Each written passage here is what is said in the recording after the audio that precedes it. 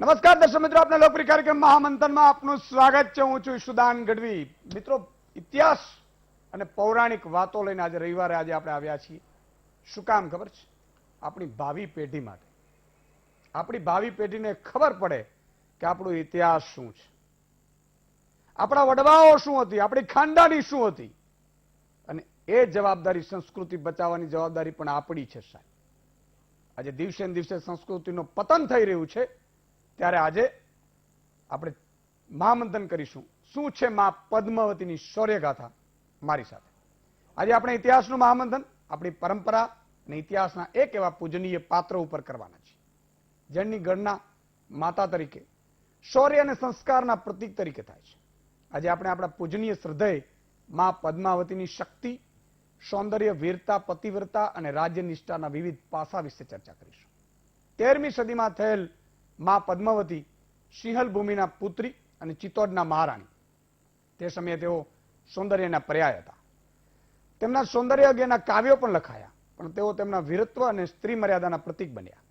13મી સદીમાં મુસ્લિમ શાસક અલાઉદ્દીન ખિલજી રાણી પદ્માવતીના રૂપથી પ્રભાવિત થયા. ચિત્તોડ અને દિલ્હી વચ્ચે યુદ્ધ થયું. કપટથી રાણી પદ્માવતીના પતિ રતનસિંહના જીવનને બચાવવા માટે યુક્તિ કરી, સાહસ કરી પતિવ્રતાનું પ્રેરક ઉદાહરણ પૂરું પાડ્યું. રાણી પદ્માવતી એ માત્ર રાણી નથી, પણ સદીઓથી ભારતીય મહિલાઓ માટે ધર્મ, કર્તવ્ય અને સાહસના પ્રતીક છે. આજે સૌ કોઈ મહારાણી પદ્માવતીને માતા પદ્માવતી તરીકે પૂજે છે, તેમની રાહ પર ચાલવાના પ્રયાસ કરે છે. ભારત વર્ષના ઇતિહાસમાં અનેક રાણી મહારાણીઓ આવી, પણ ભારતીય મહિલાઓના હૃદયસ્થાને માતા પદ્માવતીની અમી છાપ સદીઓ વીતવા છતાં અકબંધ છે. કેવી રીતે હતી રાણી પદ્માવતીનું જીવન કહાની, આ મુદ્દા ઉપર ચર્ચા કરીશું મહામંથનમાં મારી સાથે.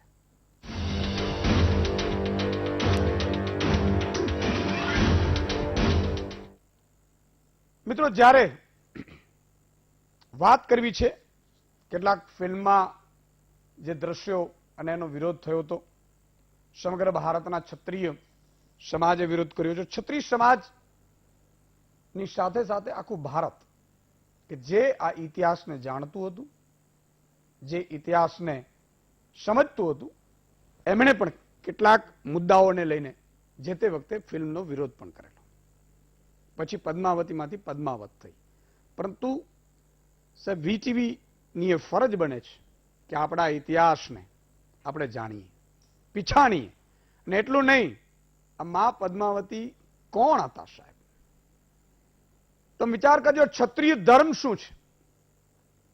અને ક્ષત્રિય ધર્મમાં જ્યારે ક્ષત્રિયાણી, રાજપૂતાણી પોતે, સાહેબ, એવા કેટલાય દાખલાઓ છે કે જેમણે એમના પતિને લડતા સમયે એવું કહેતા હોય કે તમે યુદ્ધમાં મરી ખપજો, પરંતુ પાછા ન વળતા. અને એવા સમયે આ 13મી સદીની વાત છે. આજે યાદ એટલા માટે કરવી પડે છે કે આજે ઘણા લોકો અજાણ છે આ વાતથી, સાચી હકીકતથી અજાણ છે. અને એ આખી વાત આપણે તમારા સમક્ષ મૂકવી છે. ગત રવિવારે રાજા હરિશ્ચંદ્રનો મહામંથન હતું, આજે મા પદ્માવતીનો છે. હજી પણ સાહેબ, પૃથ્વીરાજ ચૌહાણની વાત હોય, મહારાણા પ્રતાપની વાત હોય, કે પછી આપણા જે ધાર્મિક સાચા સંતો થઈ ગયા, જલારામ બાપાથી માંડીને, એ બધાને આપણે મહામંથનમાં આવરીશું, જેથી કરીને આપણી ભાવિ પેઢી સાહેબ, કારણ કે ભણવામાં તમારે હવે બધું આ નીકળી ગયું છે.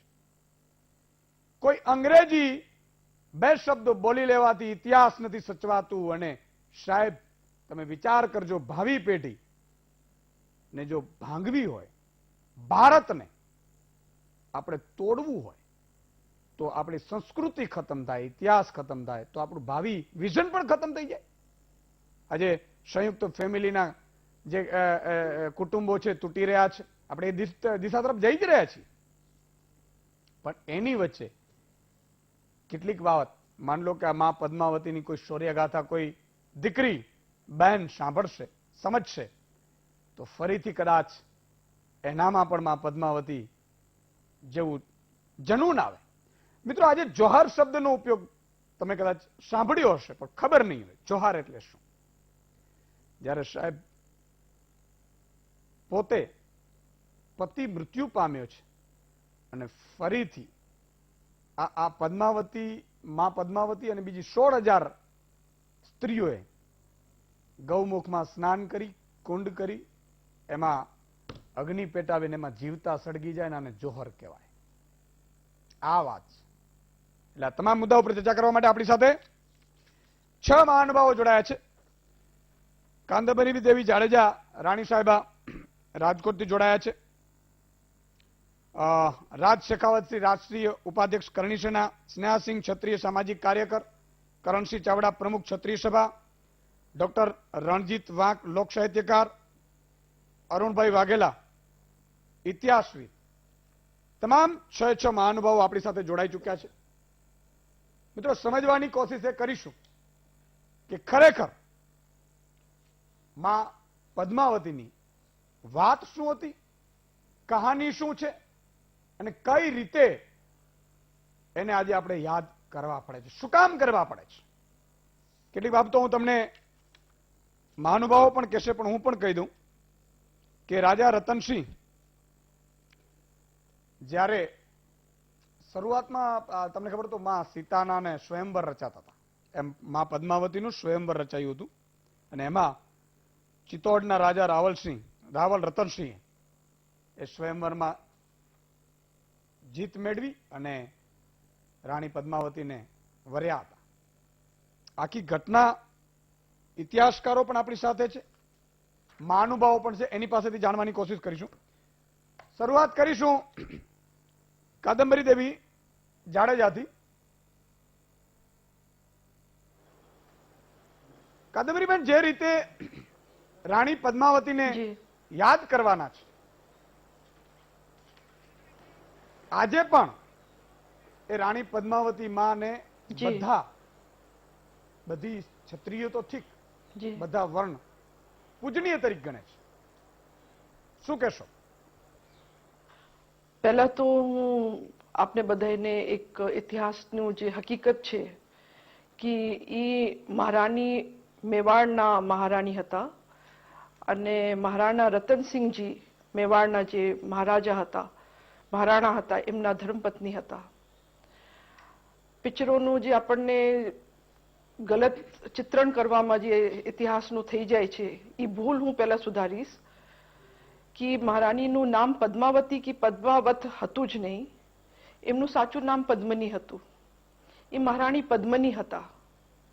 महारानी पद्मनी का जब कविता में जयसी ने पद्मावती करा और लीला बंसाली ने उनका नाम कंट्रोवर्सी ना हो इसलिए उसका नाम पद्मावत कर दिया.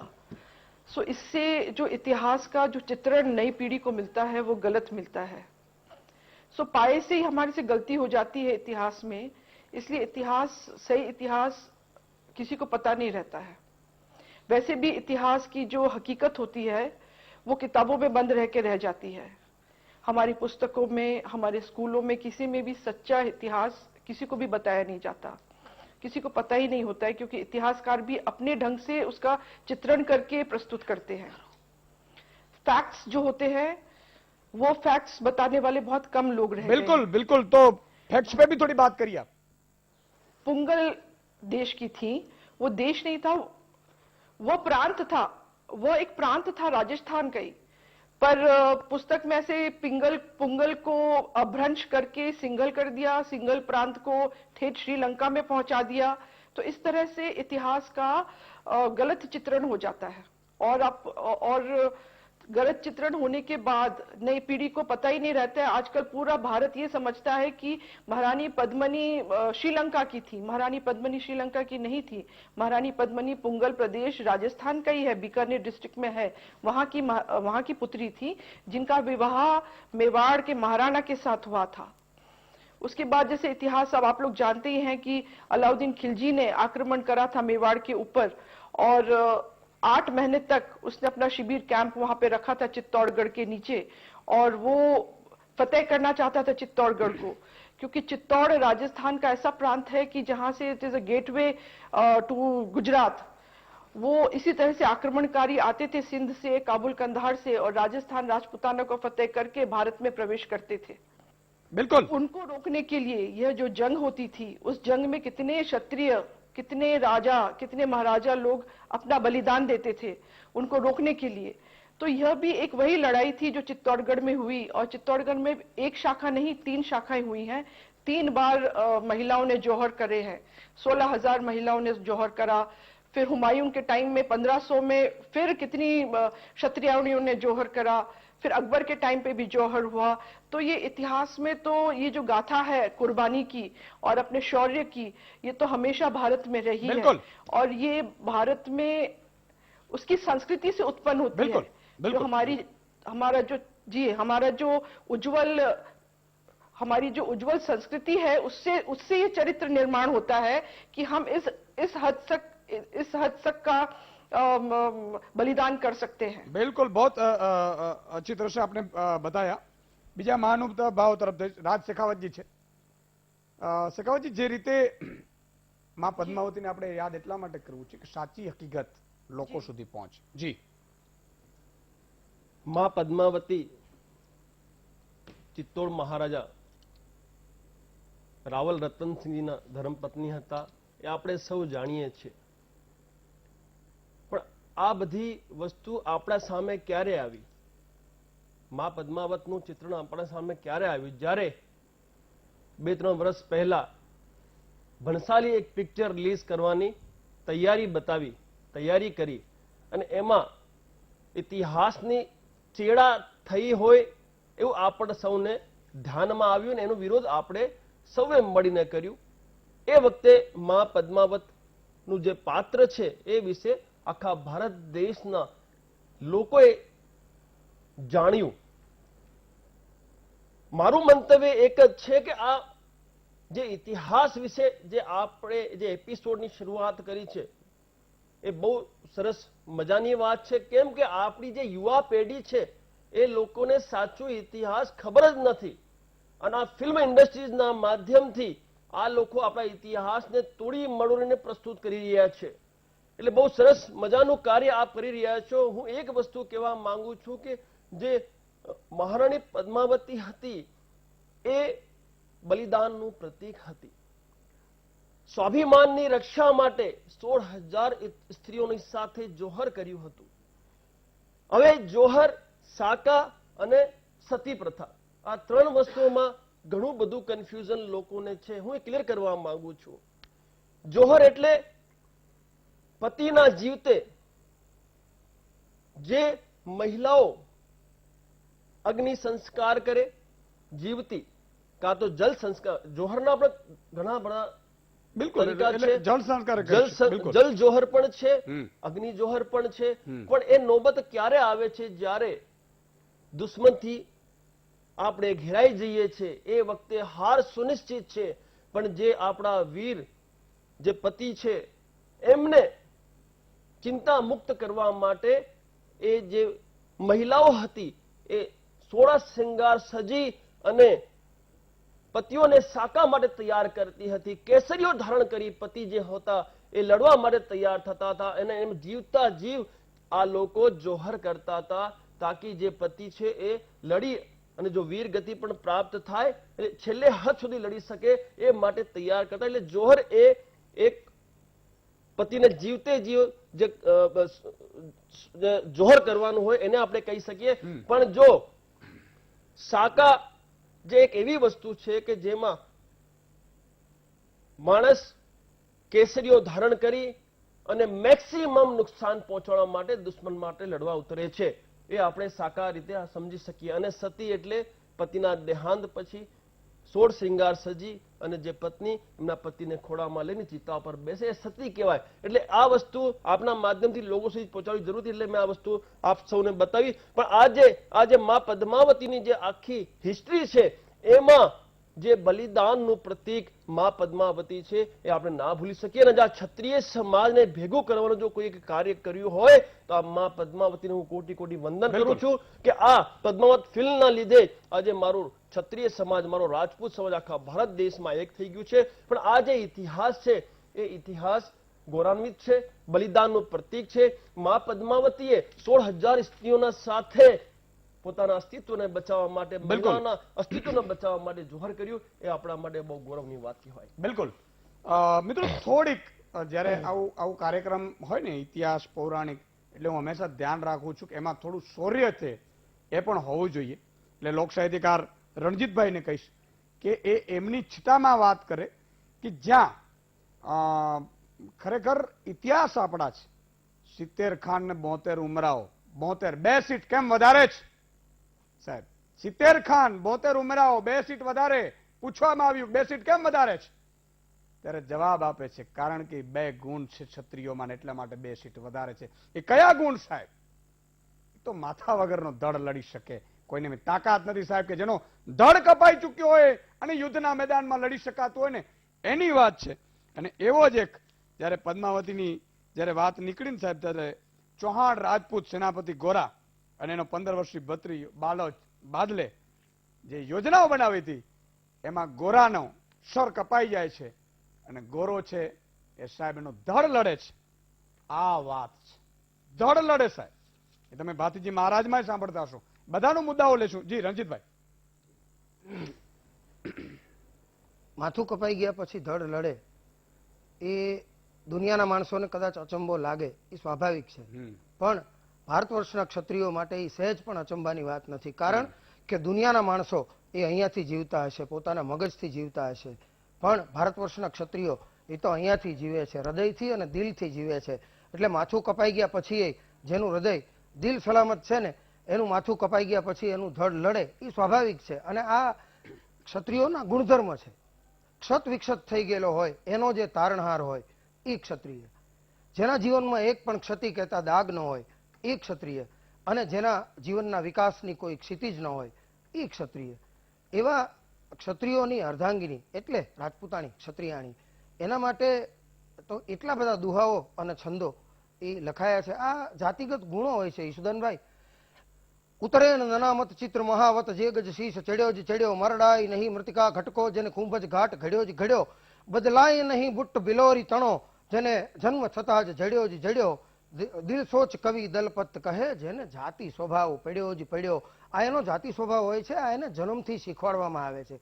એટલે વીર સત્સઈ નામના ગ્રંથની અંદર 2 અદ્ભુત દુહાઓ લખાવેલા છે, અને એ 2 દુહા ઉપર ક્ષત્રિયો કેવી રીતે જીવે છે એનું સંપૂર્ણ નિરૂપણ છે.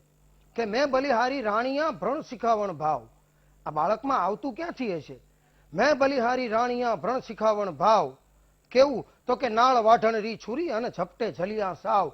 તાજું જન્મેલું ક્ષત્રિયનું બાળક નાળ વાઢવા માટે થઈ અને હુયાણી પોતાના હાથમાં છર લે ને ત્યારે એ છરા ઉપર પોતાના હાથથી ઝપટ કરતું હોય, કારણ એને ખબર છે કે મારે ભવિષ્યમાં આની હારે પનારો પડવાનો છે.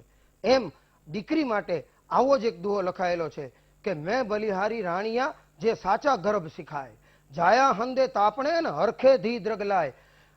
દીકરીનો જન્મ થાય એટલે હુવાવડી બાઈના ઢોલિયાની નીચે એક ભઠ્ઠો કરવામાં આવે અને શેક આપવામાં આવે.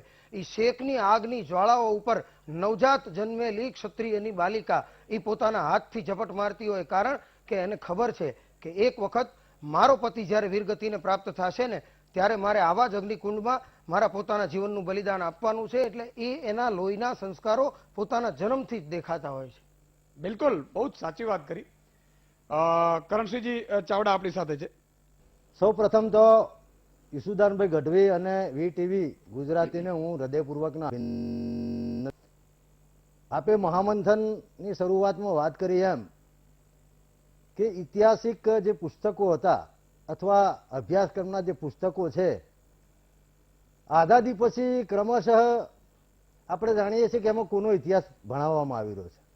એટલે ભાવિ પેઢી ખરેખર ઇતિહાસ એ પ્રેરણા લેવા માટે છે.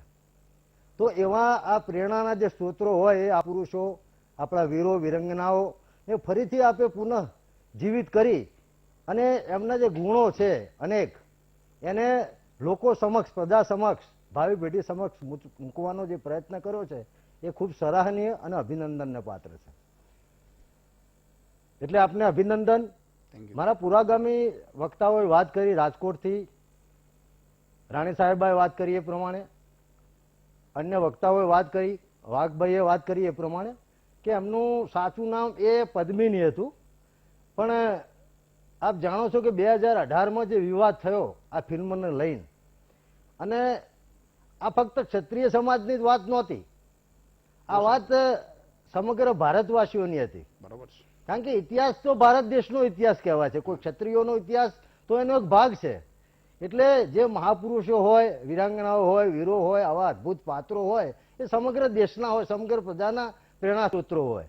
એટલે એ વખતે 2018માં જે વિરોધ થયો એના કારણે મોહમ્મદ જાયસીના કાવ્યો ઉપરથી બેને વાત કરી એમ સંજય લીલા ભણસારી એક વિકૃત લેખક જે કાયમ માટે આવા પ્રયત્નો કરતા હોય કે કઈ રીતે સનાતન ધર્મ, વૈદિક સંસ્કૃતિ, ક્ષત્રિય સમાજને નીચું જોડાવવું એના માટે સતત પ્રયત્નશીલ હોય સંજય લીલા ભણસારી. આ એમની બીજી ભૂલ હતી અને વિરોધ થયો એટલે એમને એ ફિલ્મનું નામ એ પદ્મિનીની જગ્યાએ પદ્માવત કર્યું.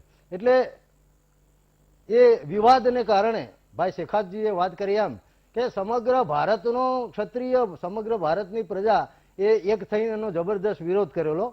અને આપે પ્રસ્તાવનામાં જે વાત કરી એમ કે ખરેખર આ શૂરવીરતાનો ઇતિહાસ હતો. માં પદ્માવતી એ સમગ્ર ભારતની મહિલાઓના, નારીઓના જેને પ્રેરણાનું સ્વરૂપ કહેવાય કે પોતાના પતિ એ નિશ્ચિત રીતે યુદ્ધ કરી શકે, એમનો જીવ પાછળ મારા અર્ધાંગીની શું કરતા હશે, મારા બાળકો શું કરતા હશે એમનો ન રહે અને ધર્મ માટે, દેશ માટે, સંસ્કૃતિના જતન માટે અને વિધર્મીઓના આક્રમણને ખારવા માટે એ જ્યારે બધું મૂકી અને કેસરિયા કરીને લડતા હોય ત્યારે ખરેખર એ જે દ્રશ્ય હોય એ ખરેખર કલ્પનીય હોય. અને વાઘભાઈએ વાત કરી એમ કે અનેક લેખકોએ લખ્યું છે કે સમગ્ર વિશ્વની અંદર ભારત દેશ એવો છે ને ભારત દેશની અંદર ક્ષત્રિય સમાજ જ એવો એક સમાજ હતો કે જેમાં મસ્તક કપાયા પછી ધડ લડવાના અનેક દાખલાઓ એ આપણી સમક્ષ મોજૂદ છે. એટલે પુનઃ આપને અભિનંદન આપું છું કે આવા ઐતિહાસિક પાત્રોમાંથી આપણે સૌએ પ્રેરણા લેવી જોઈએ. બિલકુલ. સ્નેહાસિંહજી બેન, તમારી પાસે આવીશ. સ્નેહાબેન, જે રીતે યાદ કરીએ છીએ, કઈ રીતે આખી ઘટનાએ સ્વરૂપ ધારણ કર્યું હતું? સૌપ્રથમ તો વીટીવી ચેનલનો ખૂબ ખૂબ આભાર. જેમ કે આપણે વાત કરીએ પદ્માવતીની, પદ્માવતી જે હતી તે રાજા ચંપાવતની દીકરી હતી, ચંપાવતીની. અને એમાં હતું કે જે સ્વયંવર એ ટાઈમે રચાતું હતું, એ ટાઈમે એવી ગાથાઓ ચાલતી હતી કે આપણે જે પણ દીકરી પરણાવીશું તે સ્વયંવરમાં થાય. કેમ કે સ્વયંવરમાં શું છે કે આપણને ખબર પડે કે કોણ વધારે સક્ષમ છે તે આપણી દીકરીને પરણાવી શકે છે. એમ તો એમાં એમ થયું તો રાજા રતનસિંહે એમાં ભાગ લીધો અને ભાગ લીધો તે જીતી ગયા અને રાજા અને રાણી પદ્માવતીને પરણીને ગયા.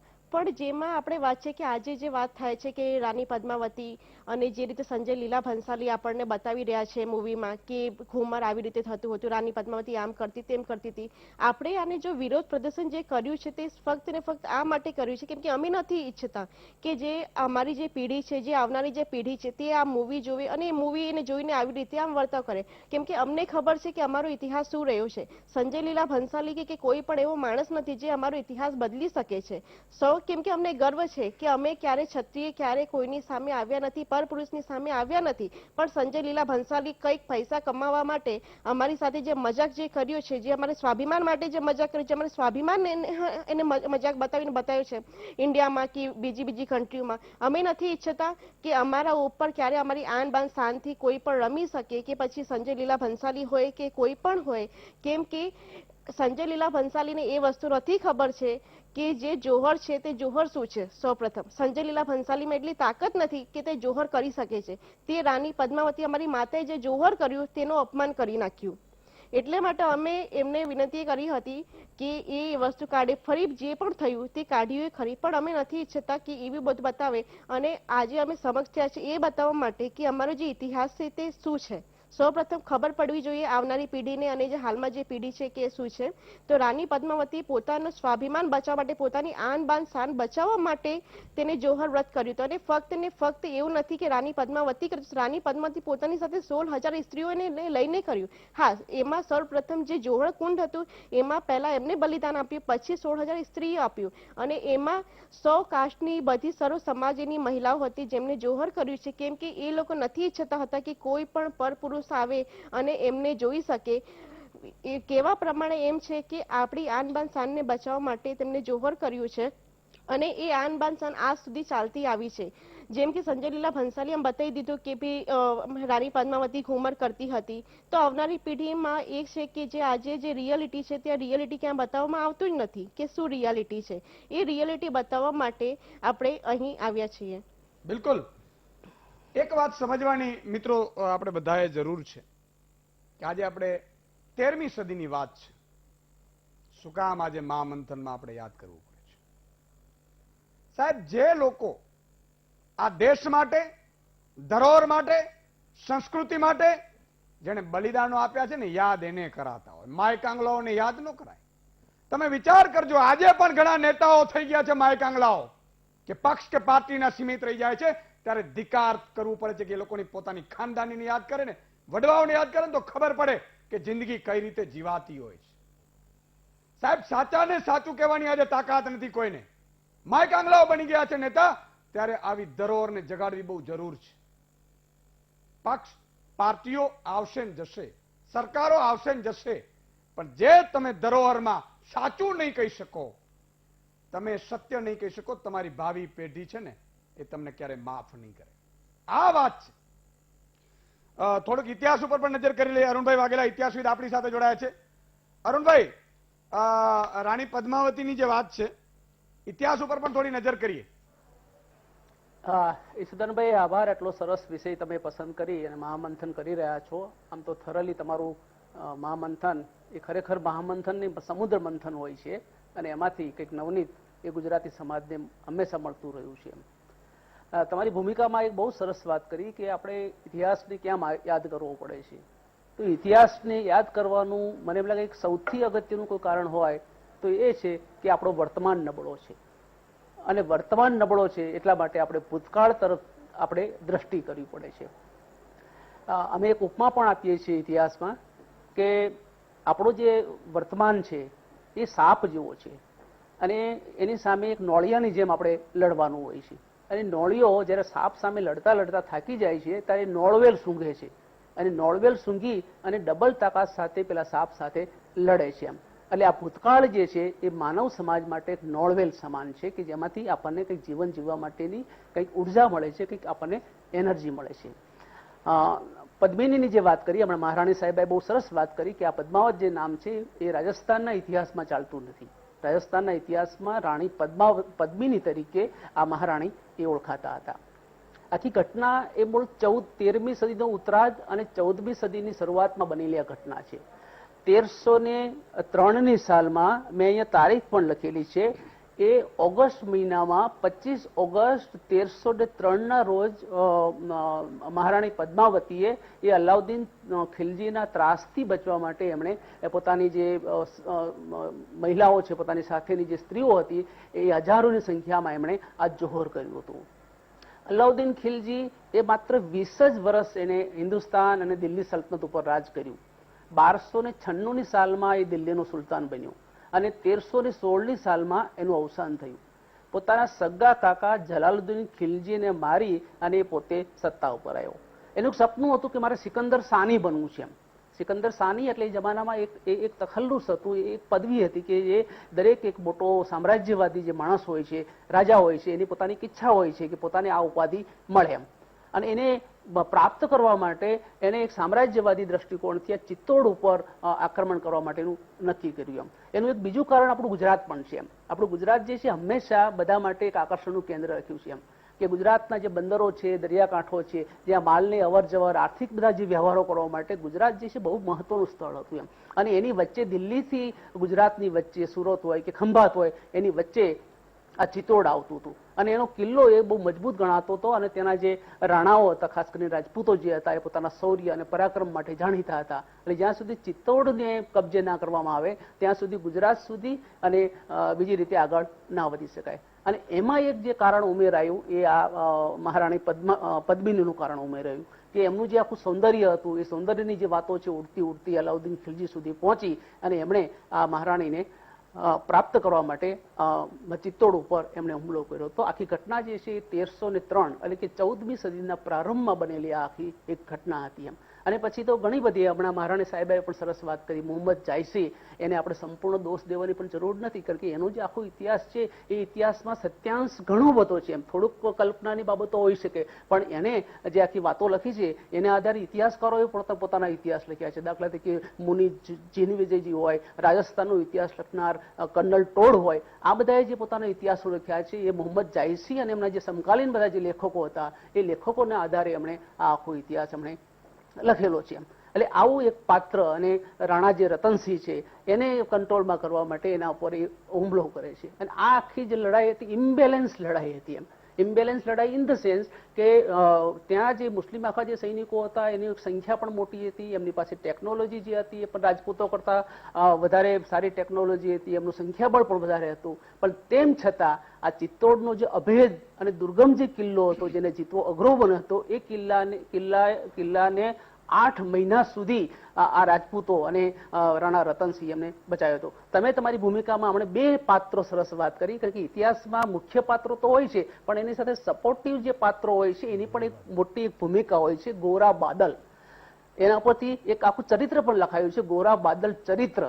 ગોરા એટલે મહારાણી જે પદ્માવતી છે એના મામા અથવા તો એના કાકા હતા, અને બાદલ જે છે એમના ભત્રીજા અથવા તો એમના ભાણેજ હતા. એમ એટલે રાણા રતનસિંહ નું અવસાન થાય છે, એ જયારે રણ મેદાનમાં માર્યા જાય છે, પેલા આ બંને ગોરા બાદલ જે છે પોતાના બલિદાન આપે છે. અને આજે પણ તમે ચિત્તોડમાં જાઓ તો ચિત્તોડના જે કિલ્લાની બાજુમાં ખેતર છે ત્યાં ગોરા અને બાદલ એમના જે પાળિયા છે એ એમના પરાક્રમની સાક્ષી પૂરતા એ ત્યાં આજે પણ ઉભા છે. અને આટલાની આ ચિત્તોડનું યુદ્ધ જે 1303માં જે થયું એમાં 30,000 માણસોને કાપી નાખવામાં આવ્યા, મારી નાખવામાં આવ્યા. કારણ કે રાજપૂતોએ જે ડટકર અને જે મજબૂતાઈથી એનો જે મુકાબલો કર્યો હતો એ અલાઉદ્દીન ખિલજી માટે એક ગુસ્સાનું, એક ક્રોધનું એક બહુ જ મોટું કારણ હતું. અને સમકાલીન લેખકોએ લખ્યું છે કે 30,000 માણસોને સૂકું ઘાસ કાપતા હોય એ રીતે કાપી નાખવામાં આવ્યા હતા. અને એ પછી ચિત્તોડમાં એક શમશાન વ્રત શાંતિ હતી, જેને અંગ્રેજીમાં કાર્થેજિયન પીસ કહેવાય છે. એ પ્રકારની જે શાંતિ હતી એ ચિત્તોડમાં એ રીતે ફેલાઈ ગઈ હતી. અને ચિત્તોડને પછી જે એક મધ્યકાલીન આખી પરંપરા હતી એ રીતે કે ચિત્તોડનું નામ પણ બદલી નાખવામાં આવ્યું અને એને ખિઝરાબાદ એ તરીકે એને ઓળખવામાં આવ્યું હતું. એટલે આ થોડોક ચિત્તોડનો આખો ઇતિહાસ હતો. બહુ અગત્યની વાત અરુણભાઈએ કીધી. પાળિયાની સાહેબ વાત કરી. તમને બધાને વીટીવીના અને મહામંત્રના દર્શકોને વચ્ચે વચ્ચે હું કહેતો રહું છું એટલે ખબર તો હશે જ, પણ ગામના પાદરમાં જે પાળિયા હોય ને સાહેબ એમને એમ નથી ખોડાવતા. એના માટે સ્વયંભૂ મરવું પડે છે. કોઈ એમ ન કહી શકે કે મારા માટે અમારો મંત્રી છે એ પાળીઓ બની જાય છે. ભાઈ એમ પાળિયા ન બને. આજે પણ એમને કીધું કે ચિત્તોડના ગઢમાં ગોરા અને બાદલના પાળિયા હોય સાહેબ, જેને માથા કપાણો ધડ લડ્યા હોય, પરમારથ માટે લડ્યા હોય, અને જેણે ગાયો માટે હોય કે પોતાના અમીરજી ગોહિલ સોમનાથની સખાતે નીકળ્યા હોય એમના પાળિયા પૂજાતા હોય સાહેબ. આપણે માયકાંગલાઓના પાળિયા ક્યારે ન પૂજાય. એટલે બહુ ધ્યાન રાખજો. અને આજની હું તો તમામ ભાવિ પેઢીને કહું છું કે તમે તમારા ખાનદાનને એકવાર યાદ કરી લેજો. તમારામાં અંદરથી શક્તિ આવશે, ખોટું શું છે સાચું શું છે, અને ખોટા સામે બોલવાની તાકાત તમારામાં આવશે સાહેબ. આજે તકલીફ શું છે? તકલીફ એ છે કે દરેકને પોતાની ધરોહર ભૂસાઈ ચૂકી છે સાહેબ, પૂરું થઈ ગયું છે. અને કોઈ પણ અને ઇતિહાસમાં ધીરે ધીરે અભ્રંશ થતા આવ્યા છે. મેં કીધું કે પદ્માવતી, જેમ હમણાં રાણી સાહેબાએ કહ્યું કે પદ્મિની નામ હતું, અભ્રંશ થતું જાય. કદાચ નામમાં તમે ચલો અભ્રંશ કરો, પણ જ્યારે એમના ખુમારીમાં એને સાહેબ જેને ત્યાગ કર્યો હોય, 16,000 જે સ્ત્રીઓએ પોતે એમને જીવતી સળગી હોય, અને આપણે એને ઇતિહાસમાં યાદ ન કરીએ અથવા તો એવી રીતે યાદ કરીએ, એ હું એમ કહું છું કે મોટો ગુનો છે સાહેબ. અને એટલા માટે ભાવિ પેઢી માટે ખબર પડે કે શું આપણી ધરોહર હતી સાહેબ. એક નાનકડા વિરામ બાદ ફરીથી તમામ મહાનુભાવો સાથે જઈશ. એક ટન સંક્ષિપ્તનો ટર્ન આવશે મહાનુભાવોને. વિરામ બાદ દર્શક મિત્રો ફરીથી આપનું સ્વાગત છે. ઇતિહાસ અને પૌરાણિક મહામંથનમાં શું છે મા પદ્માવતીની શૌર્યગાથા સાહેબ. વારંવાર આવા ઇતિહાસો પૌરાણિકો આપણે લેશું સાહેબ. કેટલીક જગ્યાએ છે ને વિજ્ઞાન છે એ વામડું, જો વિજ્ઞાનનો આપણે વિરોધ નથી, આપણે સાયન્સના માણસ છીએ, હું પત્રકાર એટલે સાયન્સનો માણસ કહેવાઉં, પણ કેટલીક જગ્યાએ વિજ્ઞાન વામડું પુરવાર થતું હોય તો પછી એમ ન કહી શકાય. ઘણા જગ્યાએ અત્યારે તમે કહો કે ધડ તો લડતા હોય યાર ખાલી આમ. પણ એક વાત સાહેબ, આપણે ઇતિહાસના દાખલાઓ છે અને એનાથી અટકે વાત કે હમણાં જ આપણે અંબાજી ની ટેકરી ઉપર બાજુમાં માતાજી હતા, જે માતાજી જમતા નહોતા 65 વર્ષ સુધી. બધા ડોક્ટરો હોસ્પિટલમાં લઈ આવ્યા કે આમનો ખાયા વગર એટલે ખાધા વગર કેમ જીવી શકે? ચુંદડીવાળા માતાજી, યસ, કરણસિંહજીએ બહુ યાદ દેવડાવ્યું, સારું. ચુંદડીવાળા માતાજીને 6-7 દિવસ સાહેબ ડોક્ટરોએ હોસ્પિટલમાં રાખ્યા, બધા કેમેરામાં રાખ્યા, છતાં એના તમામ જે ઘટકો કહેવાય વ્યવસ્થિત ચાલતા હતા. અચરજ પડી ગઈ, ઉકેલ ન આવી શક્યો કે આ ન હોઈ શકે. હોઈ શકે, બધું હોઈ શકે સાહેબ, આપણામાં એની દીર્ઘ દૃષ્ટિ હોવી જોઈએ. સવાલ એ છે. અને એટલા માટે ફરીથી મહાનુભાવોનું ટર્ન લઉં છું. કાંદબરી દેવીજી, ફરીથી આપની પાસે આવીશ કે કેટલીક એવી વાતો જે દર્શકો સુધી પહોંચી ન હોય. જી બતાइएगा. जय माता जी ईशुदान भाई. જય માતાજી. હવે જે આપણે મહારાણી પદ્મિનીની જે બલિદાનની જે આપણે વાત કરી છે, तो ये बलिदान के पीछे जो कारण था वो कारण भी हमें जानना चाहिए. बलिदान सिर्फ बलिदान पति ने शहीद हो गए हैं या पति ने वीरगति प्राप्त कर ली है सिर्फ इसीलिए महिलाएं बलिदान दे रही है, वो एक कारण था. पर उसके सिवाय दूसरे कारण भी थे कि वह अपने देश के लिए बलिदान होती थी. वो अपनी भावी पीढ़ी की शुद्धता को कायम कर रख सके, इसलिए वो अपने आप को बलिदान करती थी. अगर वो बलिदान नहीं होते तो आज हमारे भारत की पीढ़ी बहुत अलग होती. इन महिलाओं ने सिर्फ चित्तौड़गढ़ में ही जौहर नहीं हुआ है, पूरे भारत वर्ष में अनेकों संख्याओं में जौहर होते थे. जैसलमेर के किले में, चुनार के किले में, किलंजर के किले में, ओरछा, मांडू, कितने ही नाम ऐसे हैं, ग्वालियर, चंदेरी, कितने बड़े बड़े फोर्ट्स हैं जहां पर जौहर किए गए हैं महिलाओं द्वारा. और वो महिलाएं सिर्फ आक्रमणकारियों से डर के मारे जौहर नहीं करती थी, वो महिलाएं इसलिए जौहर करती थी कि आगे जाकर जो खून है, वो जो उन्हें आगे पीढ़ी जो देनी है भारतवर्ष को, वो उनकी पीढ़ी शुद्ध रह सके और उसकी वो रक्षा कर सके, इसलिए ये महिलाएं बलिदान देती थी. ये बलिदान देश के लिए बलिदान होता था, क्योंकि अगर पूरे पुरुष उनकी रक्षा करने के लिए, अपने देश की संस्कृति की रक्षा करने के लिए अगर वो युद्ध में केसरी बाना पहनकर शहीद होने के लिए जा रहा है, तो फिर महिला का भी फर्ज बनता है कि अपने देश के लिए अगर पुरुष शहीद हो रहा है तो वह भी शहीद हो. तो उस भावना से भी वो अपने आप को जौहर में, अग्नि में फेंक देती थी. जैसे कि मैंने एक वक्ता ने कहा कि सिर्फ अग्नि जौहर नहीं हुए हैं, जल जौहर भी हुए हैं, सती भी हुई हैं महिलाएं. सती भी एक धार्मिक प्रथा में बदल गई बाद में, पर जौहर जो हुआ है ये तो देश की रक्षा के लिए, देश की भावी पीढ़ी को बचाने के लिए ये बलिदान दिए हैं. और ये बलिदान अपने देश के आने वाली पीढ़ी को हमेशा याद रखना चाहिए, क्योंकि क्षत्रियों का इतिहास जो है ना, अगर पढ़ा जाए जिस तरह से कर्नल जेम्स टोड ने लिखा है कि इंसान के रोंगटे खड़े हो जाएं, किस तरह की उन लोग ने शौर्य दिखाया है क्षत्रियों ने.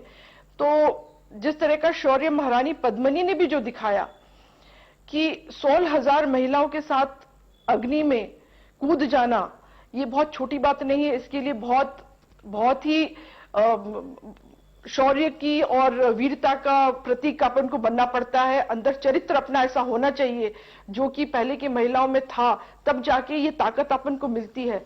और ये अपनी संस्कृति से उत्पन्न होती है, क्योंकि हमारी संस्कृति, पुरातन संस्कृति भारत की हमेशा यही शिक्षा देती है कि हमारा चरित्र, हमारा शील, हमारा कैरेक्टर इतना उज्जवल होना चाहिए.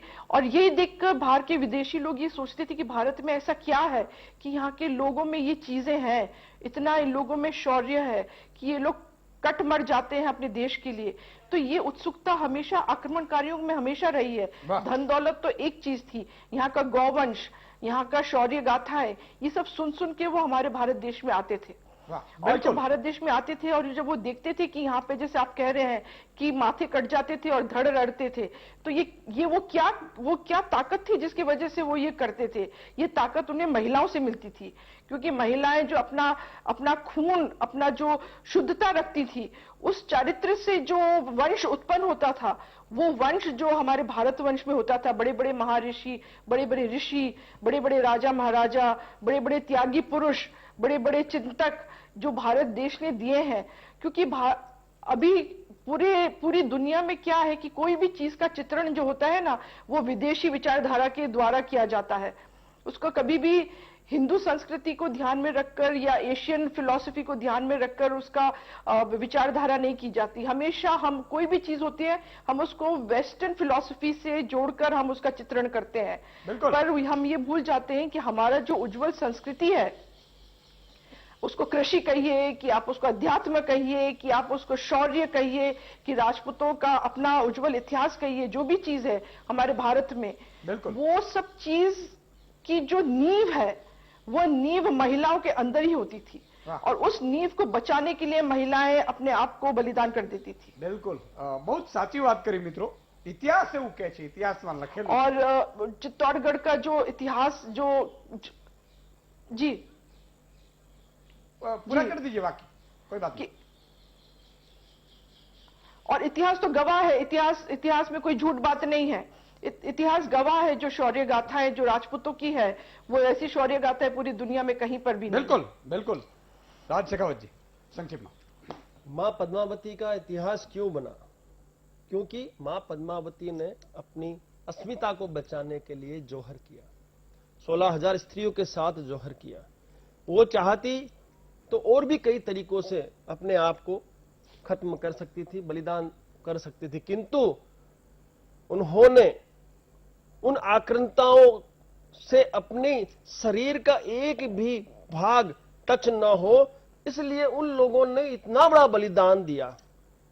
तो हमें ये चीज नहीं भूलनी चाहिए कि इतिहास बलिदानियों का होता है, न कि माय कांगलाओं का, जैसे यशोदान जी ने कहा। तो इतिहास जब खून की नदियां बहा के बनाया गया है, तो यदि उस इतिहास के साथ कोई छेड़खानी करता है तो मैं इस वीटीवी के माध्यम से समस्त हिंदुस्तानियों से कहना चाहता हूं कि उसको जवाब अवश्य मिलना चाहिए, हमें अवश्य जवाब देना होगा, क्योंकि हमारे पूर्वजों ने इस इतिहास को, इस देश को बचाने के लिए, हमारी स्वाधीनता को बचाने के लिए, हमारे मान सम्मान को बचाने के लिए बलिदान दिया है। और यदि उस इतिहास को कोई छेड़खानी करेगा तो हम कतई बर्दाश्त नहीं करेंगे, क्योंकि मां पद्मावत का इतिहास रचने में कई पात्रों का योगदान रहा है। उसमें गोरा बादल भी है, राघव चेतन भी है। यदि राघव चेतन गद्दारी नहीं करते तो न वहां ये खिलजी आता, न इतना बड़ा इतिहास बनता, न राजा रावल रतन सिंह जी को शहीद होना पड़ता। तो इतिहास के पीछे कई पात्र हैं, लेकिन उन सभी पात्रों का सम्मान करते हुए हमें आज इस लोकतंत्र में उनकी रक्षा करनी होगी, और उनकी रक्षा तभी पॉसिबल है जब हम सब संगठित रहेंगे, और तभी पॉसिबल है। और हमारा ये फर्ज है कि हम सब मिलके, हिंदुस्तानी मिलके इस इतिहास की रक्षा करें। बिल्कुल। हमने जो बात करी शेखावतजीए राघव चेतननी, मित्रों તમારે યાદ કરવું પડશે। વારંવાર તમને શું કામ કહું છું કે જે દિવસે તમે સત્યનો સાથ નહીં આપો, તમે લાલચમાં વયા જશો ને, તો જયચંદ અને રાઘવ ચેતન બનશો। સમજો, તમે ઇતિહાસ તમને માફ નહીં કરે, સમજો। એવું ના માનતા કે તમને ઇતિહાસ રાઘવ ચેતનના કારણે વિચાર કરજો। એને અલાઉદ્દીન ખિલજીને કહ્યું અને એમણે ચડાઈ કરી। રાઘવ ચેતન એવું કહેવાતું હતું કાળા જાદુને આવડતું હતું, જે પણ હશે, પણ એમના કારણે સાહેબ આ યુદ્ધ થયું। 16,000 બહેનો વિંધાઈ। અને આજે પણ હું કહું છું કે ત્યારે સામસામે લડાઈ ચાલતી હતી, આજે ઘણા પ્રકારના યુદ્ધ છે સાહેબ। તમે કોઈ ફેક્ટરી એવી નાખો કે બધાનું શોષણ થઈ જાય તો એ પણ એક પ્રકારનો યુદ્ધ છે, સમજો। ત્યારે પોતાની સામી છાતીએ મરવું પડતું હતું। આજે તમે કોઈનું લૂંટી લો બારોબાર એજન્સીઓ કરીને, અને પણ તમે પાપ કરો ને તો એ પણ ભૂખમરાથી મરી જાય ને, પછી શું કરે? આ વાત છે। એટલે તમે નક્કી કરજો કે તમારે ગોરા બાદલ થવું છે કે પછી રાઘવ ચેતન થવું છે। ઇતિહાસ તમને એ રીતે યાદ કરશે। રણજીતભાઈ જી, મેં મારા અગાઉના વક્તવ્યમાં જેમ કીધું એમ આ એક પરંપરા હતી અને એ લોહીમાં જ આવતી હતી। મહારાણી સાહેબાએ જેમ કીધું કે એમના પોતાના શીલને જાળવવા માટે થઈને, બાકી તો ભારત વર્ષની ક્ષત્રિયાણીઓમાં એ તાકાત હતી કે શીખ રાજરી હોય તો મેં ભી ચલું તુમ સાથ।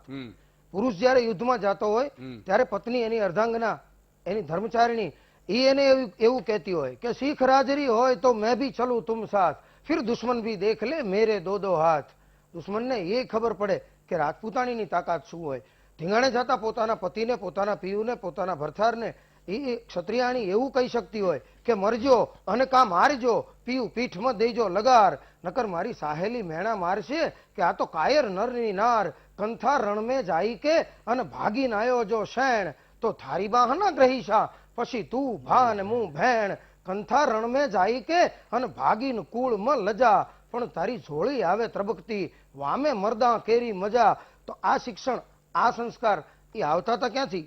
આજે ખાસ વીટીવીના માધ્યમથી, આ મહામંથનના માધ્યમથી મને એ કહેવું ગમશે કે આ મહામંથન એની પણ આગેવાની એક ચારણ કરી રહ્યા છે, અને રાજપૂતોને પણ સંસ્કારોનું સિંચન કરવાનું સૌથી મોટું કાર્ય જો કોઈએ કર્યું હોય ને તો એ ચારણોએ કર્યું છે. બાંકીદાસજી આસિયા, જોધપુર મહારાણી પોતાના રસાલામાં નીકળે અને ખાલી પગની પેની એક આંગળ બહાર નીકળી હોય ને રસાલામાં, તો એની ઉપર ચાબુક ફટકારી અને બાંકીદાસજી આસિયા નામનો ચારણ કહી શકે કે તું ક્ષત્રિયાણી છો અને તારા પગની પેની દુનિયા ન જોઈ શકવી જોઈએ. આ સત્યવક્તાઓ જે હતા ને એટલે ઇતિહાસ સંરક્ષિત હતો. હવે અમને એ બાબતની હૈયાધારણ છે કે એની એ વાતનું પુનરાવર્તન થઈ રહ્યું છે આજે ટેકનોલોજીના યુગમાં, કે એક એવો સત્યવક્તા ચારણ છે ને એટલે ફરીને આ ઇતિહાસ જેવો હતો ને એવો દુનિયાની સમક્ષ રજૂ થશે. સુદાનજી, એક disturb કરી વચ્ચે. બિલકુલ. મેં ચારણો વિશે ક્યાંક વાંચ્યું હતું કે ચારણ જ્યારે જે ભૂતકાળમાં રાજાઓ સૌથી પહેલી જે ટોળકી મોકલતા હતા લડવા માટે એ ચાણુની હતી, અને એ ચાણુ જે લડતા હતા ને સાહેબ, તમે વિચારી ના શકો, બિલકુલ મરીને મારો મારે લડતા હતા. એ વસ્તુ મેં વાંચી છે એટલે હું કહું છું કે ચારણોએ જે બલિદાન આપ્યું છે ને એ બલિદાન આપણે ના ભૂલી શકીએ. બહુ સરસ કામ છે. અત્યારે વીટીવીના માધ્યમથી આ ચારણ અહીં બેઠો છે અને બલિદાન આપી રહ્યો છે. બહુ સરસ કહેવાય. ખૂબ ખૂબ આભાર. પણ એક વાત એમણે જે રણજીતભાઈ હમણાં કીધી કે કંથા રણ में જાય કે, સમજો સાહેબ, કંથા રણ में જાય કે એ જે આખો દુહાની પંક્તિ છે એનું તમને ભાષાંતર કરીને આપીશ, કારણ કે મને ખબર છે કે ઘણા બધાને એ સ્વાભાવિક છે કે આ ભાષાઓ દુહાની સમજાય નહીં. અને તું ભા અને બહેન, સમજો કે તમે કાં મરજે કાં મારજે, એટલે કે કાં મરીને આવજે કાં મારીને આવજે, પણ પાછો ન આવતો, નહીં તો તું ભા અને હું બહેન, એટલે કે તું ભાઈ થઈશ મારો, હું તારી બેન છું. આ છત્રિયાણી સાહેબ આ ભારત દેશની, અને એટલા માટે આજે યાદ કરવા પડે સાહેબ. આ મા પદ્મિનીને શું કામ યાદ કરવા પડે, પદ્માવતીને શું કામ યાદ કરવા પડે? કારણ કે એના પતિને કહી શકતી હોય સાહેબ. આજે રાત્રે સોસાયટીમાં બેઠા હોય ને અવાજ આવે ને આમ બહાર નીકળવાની કોશિશ કરે, તમે નહીં જતા, તમે નહીં જતા, તમે નહીં જતા, જાતે કોણ? વાત એ છે સાહેબ, જિંદગી છે ને હંમેશા હું એટલા માટે જ કહું છું, ઘણા લોકો એમ કહે છે કે સુદાનભાઈ તમે બેબાક બોલો છો, તો મોતનો ડર કોને છે સાહેબ? અને ડર છે એના ડરવાથી બચી શકાતું હશે? ડરવાથી બચી શકાતું હશે? મોતની તારીખ લગાવી છે, શાસ્ત્રોમાં જોઈ લેજો સાહેબ કે તમારી મારી તારીખ ફિક્સ છે. આ તો આપણે ખબર નથી એટલે આપણે જીવી શકીએ છીએ. એટલે એ વાત ન હોય, પણ મુદ્દો એ છે કે તમારી જિંદગી છે કેટલી લાંબી છે એ મહત્વની નથી સાહેબ, કેવી મજબૂત છે ને એ મહત્વની છે. જી કરણસિંહજી. હા, ઈસુદાનજીએ જે વાત કરી એમાં સુર પુરાવું છું કે એવું કહેવાય છે શાસ્ત્રોમાં કે પ્રાણ પ્રતિષ્ઠા અને સંપત્તિની રક્ષા એ પરમેશ્વર કરતો હોય છે, કોઈના હાથની વાત નથી. બીજી એક અગત્યની વાત કહું આપને કે ક્ષત્રિયો યુદ્ધના મેદાનમાં ઉતરતા તો એ ધર્મ અનુસાર યુદ્ધ કરતા હતા, જ્યારે વિધર્મીઓ હતા એ આક્રાંતાઓ હતા, એમની લડાઈમાં કોઈ નોર્મ્સ નહોતા. આપણે જો એને અંગ્રેજીમાં કહીએ તો જ્યારે ક્ષત્રિયો હતા ને એમના પ્રિન્સિપલ હતા, એમના સિદ્ધાંતો હતા કે આટલું આટલું કરી શકાય, આટલું આટલું ના કરી શકાય. મહાભારતના યુદ્ધમાં આપણે જાણીએ છીએ કે સમય પ્રમાણે યુદ્ધ ચાલુ થાય અને સાંજે એકબીજાની સાવણીમાં એકબીજાની ખબર અંતર પૂછવા માટે યુદ્ધ વિરામ થતું, અને એ વખતે કોઈ રાગદેશ નહોતો. એક ધર્મ માટે, સિદ્ધાંત માટે, સત્ય માટે યુદ્ધ થતું હતું. અહીંયા પદ્માવતીજી અથવા પદ્મિની નામ જે આપણે રાખીએ તે મહારાણા વિશે જેટલા બી આપણે એપિસોડ કરીએ ને ઈસુદાનભાઈ એ ખરેખર ઓછા પડે, પણ આપણે કહી દઉં ગોરા બાદલની આપણે વાત કરી છે તો રાજસ્થાનની અંદર ક્ષત્રિય યુવક સંઘ નામની જે સંસ્થાની સ્થાપના કરવા વાળા ખૂબ મહાન લેખક પરમ પૂજ્ય તનસિંહજીએ એક પુસ્તક લખ્યું છે અને એનું નામ છે બદલતે દ્રશ્ય. એ બદલતે દ્રશ્યની જે વાત છે ને એ ભૂતકાળને ભવિષ્ય અને વર્તમાન સાથે જોડવાના એમાં દ્રશ્યો છે. એમાં એવું કહેવાયું હતું કે ગોરા અને બાદલ લડતા પહેલા ગોરાએ એમની માતા, એમની પત્ની અને એમના એકના એક પુત્ર ને અગ્નિ સંસ્કાર કર્યા પછી ગોરા યુદ્ધમાં ઉતર્યો હતો સાહેબ. યાદ કરો તમે, જે પોતાના એકના એક દીકરાને, પોતાની પત્ની, પોતાની ધર્મ પત્નીને, પોતાની અર્ધાંગીણીને, પોતાની માતા જનેતા જેને જન્મ આપ્યો છે એને સાહેબ અગ્નિ સંસ્કાર કરી અને પછી એ ક્ષત્રિય જયારે યુદ્ધના મેદાનમાં ઉતરે પછી એનું મસ્તક કપાઈ જાય ને પછી ધડ ના લડે ને શુભદાનભાઈ તો નવાઈની વાત કહેવાય. તો આવા અનેક પાત્રો છે. તમે રાજા હરિચંદ્રજીની વાત કરી, બરોબર, સતના કારણે વેચાઈ ગયા હતા રાજા હરિચંદ્ર. અને હમણાં વાઘભાઈએ વાત કરી એમ કે ચારણ તો ક્ષત્રિયોના નહીં, કોઈ પણના ઘરમાં અડધી રાતે પ્રવેશ માટે ચારણનો અધિકાર હતો, બારોટજીનો અધિકાર હતો, રાવજીનો અધિકાર હતો. કારણ કે એ પોતે પોતાના માટે જ જીવતા નહોતા. જેમ પેલા બ્રાહ્મણો હતા ને, એ ઉચ્છંગલ પદ્ધતિથી અનાજ લઈ લીધા પછી જમીનમાં જે અનાજ વધ્યું હોય ને એને વીણી અને બ્રાહ્મણો ભોજન બતાવતા હતા. એ બ્રાહ્મણો સાચું કહી શકતા હતા. એમ ચારણોને પણ ખીચા નહોતા. આ અમારે ને તમારે ખીચાયા ને ત્યારથી આ પ્રશ્ન ઉભો થયો પૈસા સાચવવાનો. એટલે ખૂબ આનંદની વાત છે કે આપે આ મહામંથનમાં આ શરૂ કર્યું છે. અને હું ક્ષત્રિય સમાજ વતીથી આપને લાખ લાખ અભિનંદન આપું છું. જ્યારે પણ અમારી જરૂર હોય ત્યારે અમે પણ, હું પણ 1990 આ ફિલ્ડમાં છું સાહેબ, 30 વર્ષ થયા. અને સમગ્ર ગુજરાતની અંદર દરેક જિલ્લામાં ફરી અને ક્ષત્રિય સમાજને સાથે જોડાયેલા સમાજના યુવાનો મેં શિબિરના માધ્યમથી કે ભાઈ તમે કોણ છો, તમારા પૂર્વજો કોણ છે, તમે શું કરી રહ્યા છો, આ બધું સમજાવવાનો પ્રયત્ન આપણે કરીએ છીએ. અને જો આવું નહીં કરીએ, ઈશુદાનભાઈ ટૂંકમાં કહું તો આપે જે શરૂ કર્યું છે અને જે આનો બોળો પ્રસાર થશે અને જો આવું નહીં થાય ને તો ભાવિ પેઢી થશે ને એ ગીતામાં કૃષ્ણ ભગવાને કહ્યું હતું એમ વર્ણશંકર પેદા થશે. અને એ વર્ણશંકર પેદા એ આ ધરતીનો બોજ હશે. એટલી વાત કરીને મારી વાતને વિરામ આપું. બહુ અદભુત વાત કરી સ્નેહાબેન, સંક્ષિપ્તમાં. જે પ્રમાણે આજે આપણે કહેવા ઈચ્છીએ છીએ કે આજે આપણે રાણી પદ્માવતીની કથા આપણે કેમ કહીએ છીએ, કેમ આપણે એની સોરી ગાથા કહીએ છીએ, તો આપણે વિચારવું છે કે આજે આપણે એક બાળકી છે, આજે આપણી બાળકી જાય છે બહાર, તો આપણે એને કહીએ છીએ કે ના બેટા તું આમ નહીં જા, તેમ નહીં જા, આપણે એને ટોક ટોક કરતા હોઈએ છીએ. પણ આપણે એને એમ નથી શીખવતા કે બેટા તું એટલી મજબૂત બન. કેમ આપણે આપણી જે સોરી ગાથા છે એને કેમ નથી સંભળાવતા કે જો તમે એને શીખવાડશો તો આપણી દીકરી જે છે તે મજબૂત બનશે. તમે એને પદ્માવતીની જે કહાની છે કે પછી રાણી લક્ષ્મીબાઈની છે, તમે એને બનાવો તો એવી સ્ટ્રોંગ બનાવો. કેમ કે જો રાણી પદ્માવતીની તમે હિસ્ટ્રી બતાવશો, એક સ્ત્રી હતી છતાંય તેને જોહર વ્રત કર્યું, આટલા લોકો સાથે યુદ્ધ કર્યું, પણ પોતાના આત્મસન્માનને બચાવીને રાખ્યું. આજે તમે તમારી દીકરીના મનમાં એટલી ડરો ભરી દો છો કે તે કંઈ કરી ના શકે, ભણી ના શકે કે કાયમ પર બહાર નીકળી ના શકે. કહેવા પ્રમાણે એમ છે કે જો દીકરી તમારી ભણેલી ગણેલી હશે તો આગળ વધશે. તો પદ્માવતીની જે આપણી જે સ્ટોરી છે, જે સોરી ગાથા જે છે તે સંભળાવી બહુ જરૂરી છે. કેમ કે જો આપણને ઇતિહાસ ખબર હશે તો આપણે આગળ વધી શકશું, આપણે સક્ષમ થશું તો આપણે આગળ વધી શકશું. બિલકુલ. તો એ માટે આપણે જે છે તે બહુ જરૂરી છે. કેમ કે જો ઇતિહાસ કહે છે કે જે રામે તો ખાલી વચન જ આપ્યા હતા, પણ માતા સીતાએ અગ્નિ પરીક્ષા આપી હતી. રાણી લક્ષ્મીબાઈએ ક્યારે પણ અંગ્રેજોને પોતાને જો એક પણ અંગનો પ્રદર્શન થવા નહીં દીધો હતો કે અડવાઈ નહીં દીધો હતો. પણ હા, જ્યારે લાગ્યો રાણી લક્ષ્મીબાઈને કે હા હવે મને આત્મસમર્પણની જરૂર છે, તો એમને પણ એક પ્રકારનો જોહર વ્રત જ કર્યો છે. પણ હા, લેકિન કોઈને અંગનો પ્રદર્શન થવા નહીં દીધો છે કે પોતાનો અંગ કોઈ ટચ કરી જાય એવું કોઈ થઈ નહીં. તો હું એ જ કહીશ કે આજે પણ આપણી બાળકી એટલી સ્ટ્રોંગ થવી જોઈએ કે કોઈ પણ પર પુરુષ તેને ટચ ન કરી શકે. કેમ કે ક્ષત્રિયનો આત્મસન્માન જે છે, જેની આન બાન જે શાન છે, તે સૌથી જરૂરી છે. અને એ ક્ષત્રિય હું વિચારું છું કે આપણે આજીવન આ જ રીતે આત્મસન્માન સાથે, સ્વાભિમાન સાથે જઈએ. બિલકુલ. અરુણભાઈ, સંક્ષિપ્તમાં.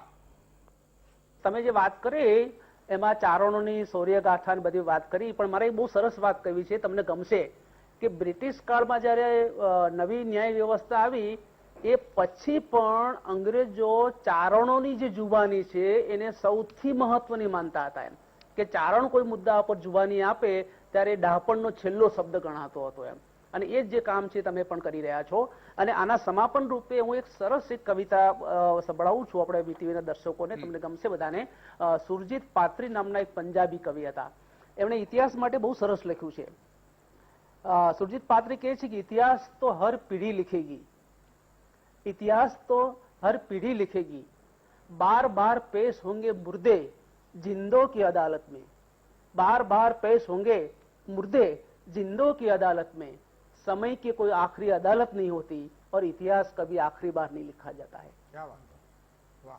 ખૂબ ખૂબ આભાર અરુણભાઈ, કાંદબરી દેવી બેન, રણજીતભાઈ, કરણસિંહ ચાવડાજી, સ્નેહાસિંહ છત્રીબેન અને રાજજી શેખાવત, તમામનો ખૂબ ખૂબ આભાર. મિત્રો, આ આપણો જે કાર્યક્રમ છે એ મેં કહ્યું કે આજે આપણી ભારતીય સંસ્કૃતિને આપણે આ કાર્યક્રમ મહામંત્રનું સમર્પણ કરું છું. અને આ કાર્યક્રમ એટલા માટે જે રણજીતભાઈએ વાત કરી કે સાહેબ આપણે શરૂઆતમાં જો ડાયરાઓ ધીરે ધીરે ભાંગી પડ્યા છે, આપણા ચોરાઓ ધીરે ધીરે ભાંગી પડ્યા છે, આપણા મળવાનું બહુ ઓછું થાય છે. ઘણા લોકો કામ કરી રહ્યા છે શિબિરો દ્વારા, પણ એમાં પણ સીમિત આવે. અને એટલા માટે મને એક વિચાર એવો આવ્યો કે મહામંથન સાહેબ, જ્યાં સમુદ્ર મંથન છે, ઝેર મારે પીવાનું છે, અમૃત તમારે લેવાનું છે, કારણ કે ગાળો મારે જ ખાવાની હોય છે હંમેશા. એટલે જ્યારે વાત છે તો આ માધ્યમનો સદુપયોગ કેમ ન થઈ શકે? અને એટલા માટે આપણે સાહેબ 80 લાખથી 1 કરોડ લોકો જે જોઈ રહ્યા છે એને આ સીધો મેસેજ પહોંચે તો આપણે કેટલી મોટી સેવા કરવા થશે. એમાંથી કેટલાકના હૃદય બદલી જાય. માન લો કોઈ આઈએએસ કલેક્ટર હોય અને એને એમ થાય કે હા મારા તો આ ગુણ મારા છે, મારાથી આ બૂચ ન મરાય, તો સાહેબ કેટલું મોટું થઈ જાય. કોઈક આઈપીએસ હોય એને એમ થાય કે મારાથી આ બૂચ ન મરાય, મારા જિલ્લામાં મારા તાલુકામાં કોઈની તાકાત નથી કે ગુંડાગર્દી ખોટે અન્યાય કરે, તો એને એમ કેટલું થઈ જાય. એવી જ રીતે કોઈ મંત્રી હોય એને એમ થાય કે હા મારું ખાનદાન ને મારું કુળ શું છે. આ વાત પણ ઉતારવાની જરૂર છે સાહેબ, કારણ કે ભાવિ પેઢીને આપણે આ સંદેશો પણ આપવાનો છે. આજે બસ આટલું જ. ફરીથી આવતીકાલે નવા વિષય સાથે મળીશું. ત્યાં સુધી આપ જોતા રહો વીટીવી ન્યૂઝ. નમસ્કાર.